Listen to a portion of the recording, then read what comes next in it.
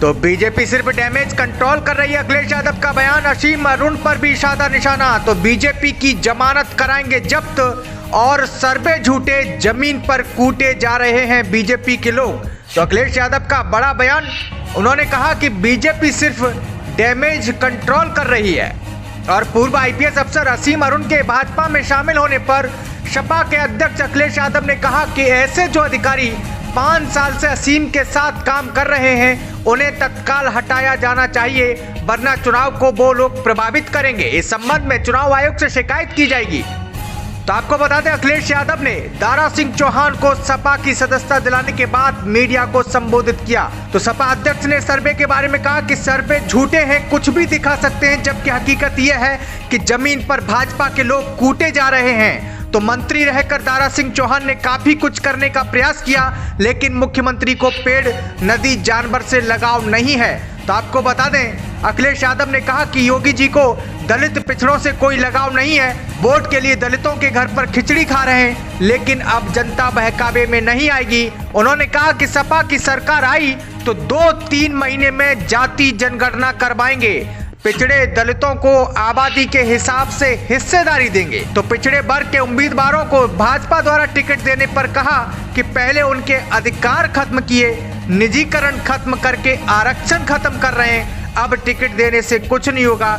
पिछड़े वर्ग के लोग जाग गए हैं, मुख्यमंत्री खुद टिकट के लिए परेशान रहे हैं। तो आइए सुनाते हैं आपको अखिलेश यादव ने क्या कुछ कहा।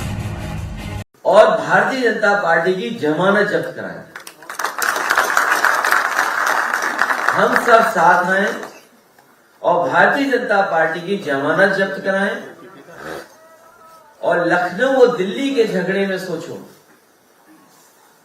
अभी तक तो मुझे ये लग रहा था कि डबल इंजन की सरकार, इंजन एक दूसरे से टकरा रहे हैं। कभी कभी लगता था कि दिल्ली वाले, लखनऊ वाले एक दूसरे के इंजन के पहिए खोल रहे हैं। लेकिन इस लड़ाई में जो विदाई हुई है गोरखपुर के लिए, मैं बधाई देता हूं। और जब उन्होंने अपने आप भेज दिया है तो जनता और हम सब लोग मिल करके पक्की उनकी विदाई कर देंगे कि दोबारा इधर लौट करके ना आए। और इसलिए भी जरूरी है कि लगातार झूठ का सहारा लिया। कितना झूठ बोला, लगातार 4.5 साल झूठ बोला। और नेगेटिव पॉलिटिक्स, विभाजन की पॉलिटिक्स, नफरत की पॉलिटिक्स, आपस में लड़ाने की पॉलिटिक्स, लोगों को अलग करने की पॉलिटिक्स, तोड़ने की पॉलिटिक्स, ये राजनीति अगर किसी ने की है तो भारतीय जनता पार्टी ने की है। मैं कह सकता हूं ये सर्वे में हो सकता है न जाने कैसे दिखाएं, झूठे सर्वे में न जाने क्या क्या दिखाएंगे। ये झूठे सर्वों में क्या क्या दिखाएंगे, लेकिन जमीनी हकीकत हम लोग सब जानते हैं। सर्वे में ये कुछ भी झूठे में दिखाएं, लेकिन सच्चाई में हम लोग जानते हैं कि जमीन पे ये कूटे जा रहे हैं। और इतने कूटे जा रहे हैं कि हिम्मत नहीं पड़ रही है कि किस उपलब्धि को बताएं। इनकी कोई उपलब्धि हो तो बताएं। उपलब्धियां है नहीं। ये पत्रकार भाई, अब कुछ समझेंगे तुम अभी तक।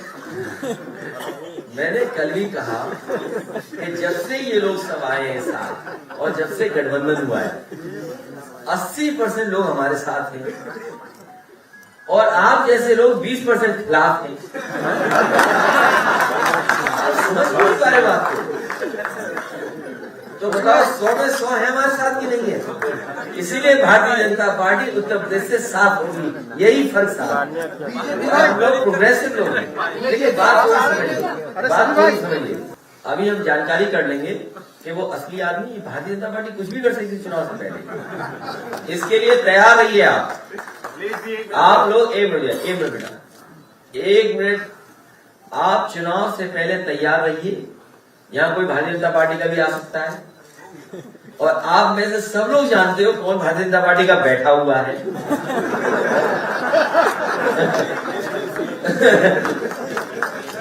क्यों पत्रकार साहब, ये बात सच है कि नहीं सच है? ये हम सब लोग जानते हैं, इस तरह के घटनाएं, इस तरह के नाटक, इस तरह के बदनाम करने के लिए ये तो कुछ नहीं है, इससे भी ज्यादा होगा। देखिए तो चुनाव तो होने दो अभी शुरू, अभी तो शुरुआत ही है। और देखिए चुनाव में टिकट के लिए ये पहली बार नहीं हुआ है। टिकट जब नहीं मिलती है और मिल जाती है तो कई कार्यालय फूके जाते हैं, पिटते हैं, थोड़ी जाते हैं। ये लोकतंत्र का एक हिस्सा है। वो अपनी जिद कर रहा है, तो मैंने कहा, पुलिस से कहा कि उसे भेजो, हम देख तो नहीं ये कौन है जिसने पार्टी में काम ही ना किया हो और टिकट मांग रहा हो, और हाईलाइट होने के लिए आपने न्यूज बन जाए इसलिए कुछ डाल दिया ऊपर। तो सर हम लोग मान के चले कि हम लोग को शादी कुछ हो सकता है, समाधान आ रहे हैं आपके पास? नहीं, ये नहीं कहूंगा मैं। नहीं, ये नहीं कहूंगा। आपको हो सकता है कोविड प्रोटोकॉल के उल्लंघन में कुछ कार्रवाई हो जाए, बाकी कुछ नहीं होगा। अध्यक्ष जी, बीजेपी में चाणक्य आने वाले थे लखनऊ में, लेकिन आए नहीं। कोई चाणक्य नहीं होता, आप असली चाणक्य जनता।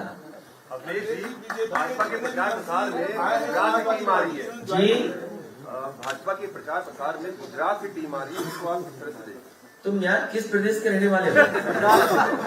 1 महीने पहले आ चुके हैं, उनकी ट्रेनिंग हुई लखनऊ में, और अब वो बेसिकली ट्रेनिंग द ट्रेनर्स हुआ है।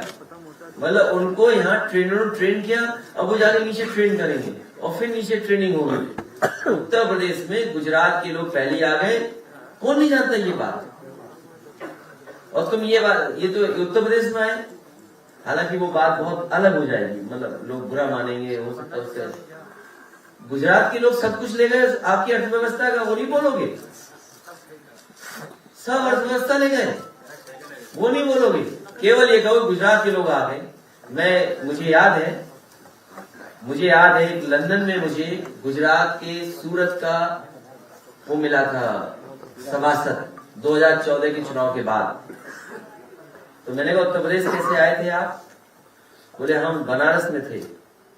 मैंने कहा चुनाव में आपने बहुत कुछ फैलाया। उसने कहा हमने फैलाया नहीं, हमने बांटा भी है। इसलिए मैं चुनाव आयोग से कहूंगा कि ये जिस तरह के प्रोटोकॉल हम लोग फॉलो कर रहे हैं, हमारा कोई भी कार्यकर्ता दूसरे प्रदेश का नहीं आया है। हम चुनाव आयोग को लिख करके शिकायत करेंगे और हम अपने पत्रकार साथी से कहेंगे वो सूची हमें जरूर देना जहां तुमने गुजरात के लोगों को देखा था, गुजरात के लोगों को पाया था। जरूर चुनाव आयोग को शिकायत करेंगे, जिससे प्रोटोकॉल को, कोविड प्रोटोकॉल को मानते हुए दूसरे प्रदेश के लोग, चाहे राजस्थान के, चाहे मध्य प्रदेश के, चाहे छत्तीसगढ़ के, चाहे किसी प्रदेश के आए हो, उन्हें वापस उनके प्रदेश भेजा जाए। सर एक सवाल ये लोग जो है वो तेल छिड़क रहे हैं, बहुत सारे लोग कैंपेन कर्फ्यू लगाए अंदर नहीं आ पा रहे हैं, टिकट के लिए मारामारी है।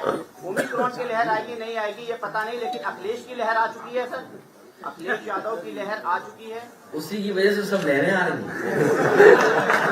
तुम्हें नहीं पता लगा? देखिए कैसे रोक दिया, जहाँ सड़कों पे हमारे साथ लाखों लाख लोग। अब क्या हो गया, हम लोग यहाँ बैठ गए, टीवी पे पहुंच गए, टीवी पे रह गए, छोटे से मोबाइल पे रह गए, नेटवर्क के भरोसे पे रह गए, डिजिटल प्लेटफॉर्म पे रह गए, और हम अपने मजबूत कार्यकर्ताओं की मेहनत पे बैठे हैं यहाँ पर। हमें उम्मीद है कि इन सबको प्रोटोकॉल को मानते हुए हमारे कार्यकर्ता गांव फिजिकली काम करेंगे। ये वर्चुअल हवादारी लोगों की बैटरी खत्म हो जाएगी। अमित शाह लखनऊ क्यों नहीं आ रहे सर? भाई मैं क्या जानू कौन क्यों नहीं आ रहा प्रदेश में। ये गुजरात के लोग बता रहे इतने आ गए, और बताते हैं यही लोग बताते हैं गुजरात के लोग सब सामान ले गए यूपी का। ये भी सही बात है कि नहीं? अरे अखबार कौन से अखबार के होते हैं? एनडीटीवी, जैन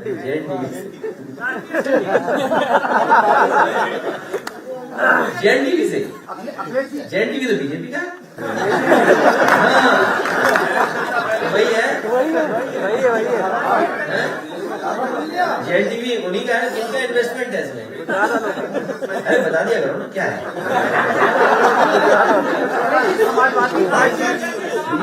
अरे सब कह रहे बीजेपी का है। अबे तुम बीजेपी के खिलाफ सवाल पूछ रहे हो, हमारी नौकरी चली जाएगी। नाम भी ले लीजिए।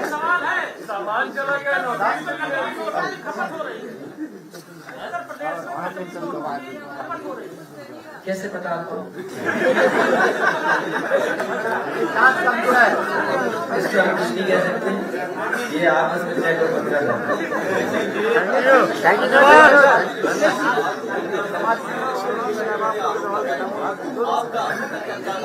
नहीं, हम इसलिए आरोप नहीं लगाएंगे, सब अधिकारी उत्तर प्रदेश के हैं। अगर एक हाथ उधर मिला हुआ है तो एक हाथ इधर भी मिला होगा कहीं ना कहीं। क्या उत्तर प्रदेश के लिए सर? पूरे उत्तर प्रदेश के अधिकारी जानते हैं कि उत्तर प्रदेश के चुनाव आयोग है, इसीलिए निष्पक्ष चुनाव आयोग करा रहे हैं, निष्पक्ष चुनाव होने जा रहा है।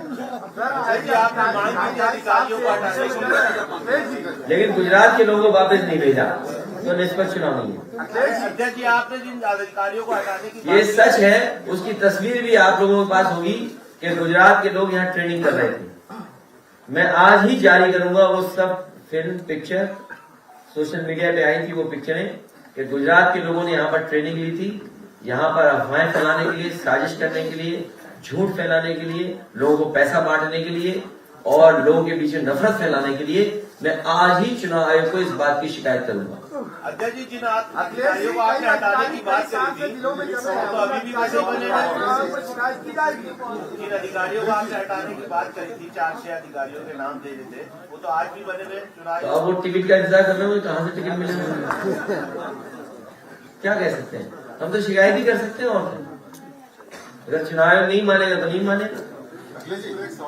हमें उम्मीद है चुनाव आयोग निष्पक्ष काम करेगा, गुजरात के लोगों को वापस भेजेगा। ये अधिकारियों की जिनकी शिकायत की, जिन्होंने लगातार भारतीय जनता पार्टी के बनकर के काम किया, और जो अधिकारी, क्या नाम था जो अभी बीजेपी शामिल हुए, जो अधिकारी, मैं चुनाव आयोग से इस बात की शिकायत करूंगा कि पिछले 5 साल में असीम अरुण के साथ जो अधिकारी लगातार ड्यूटी पे रहे हैं, लगातार जिन अधिकारियों को ड्यूटी पर अपने साथ लेकर के गए, पूरे 5 साल के नौकरी के कार्यकाल में देख करके जो लगातार उनके साथ रहे हैं, उनको भी हटाया जाए, वरना वो भारतीय जनता पार्टी के कार्यकर्ता के रूप में काम करेंगे। ऑलरेडी की हुई है, वो अभी भी अपने ही पदों पर हैं। मैं चुनाव आयोग से फिर शिकायत करूंगा कि ऐसे अधिकारी, अब तो उनके पास एग्जाम्पल हो गया। अभी एक एग्जाम्पल है कि एक अधिकारी किसी पार्टी से कितना रिश्ता रख सकता है, कि भारतीय जनता पार्टी का सदस्य भी है, बातचीत भी हुई होगी, टिकट के लिए तय भी हुआ है, उसके बाद भी कमिश्नर बना रहा। तो ऐसे भी अधिकारी जिन पर हमारी पर जानकारी और सूचना मिली, हम शिकायत कर रहे हैं। हमें उम्मीद है कि चुनाव आयोग ऐसे अधिकारियों पे कार्रवाई करेगा, और अगर चुनाव आयोग ऐसे अधिकारियों पे कार्रवाई नहीं करेगा तो चुनाव आयोग पर सवाल खड़ा होगा। हम नहीं मानेंगे कि चुनाव आयोग निष्पक्ष काम कर रहा है। असीम अरुण के खिलाफ एक याचिका दायर की गई है, संजय श्रीवास्तव नाम के पत्रकार ने दायर की है, उनकी दावेदारी को निरस्त किया जाए। वो उस कानूनी इस लड़ाई में हम नहीं लड़ सकते। तैयारी अच्छी होती तो डीएम को, एसपी को और रोडवेज की सड़कों, रोडवेज की बसों को इंतजाम नहीं करना पड़ता, पीडब्ल्यूडी विभाग को पैसा नहीं रिलीज करना पड़ता। आप मुझे उत्तर प्रदेश में बताओ एक भी रैली जिसमें कुर्सी खाली न हो, और मैं आपसे भी कहूंगा जो सवाल पूछ रहे तैयारी की, अगर आप खाली कुर्सी की फोटो दिखा दोगे या वीडियो दिखा दोगे, आपकी नौकरी उसी दिन चली जाएगी। और नहीं मानते आप, दिखा दो। क्या खाली कुर्सियां नहीं बीजेपी की रैलियों में? क्या नहीं? बताइए, कानपुर में जब व्यापारी सम्मेलन था कितनी कुर्सी खाली थी? बताइए, किसी रैली को बता दो। और मैं तो पंजाब के किसानों को बधाई दूंगा कि एक भी किसान नहीं आया, पूरी कुर्सी खाली थी, पूरा मैदान खाली था। अब बीजेपी में रंग जाओगे तब जो कहोगे बीजेपी वो कहोगे। और सुनिए, जिस विभाग में वो थे उसमें एक अधिकारी आत्महत्या की थी, पता कर लेना, पता कर लेना।